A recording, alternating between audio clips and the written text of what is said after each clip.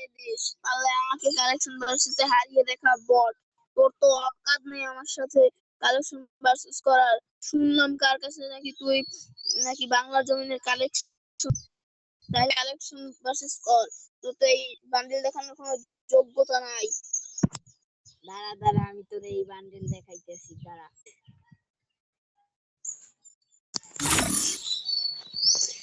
আরে এই বান্ডেল তো আমার কাছে নাই, দাঁড়া অন্য একটা।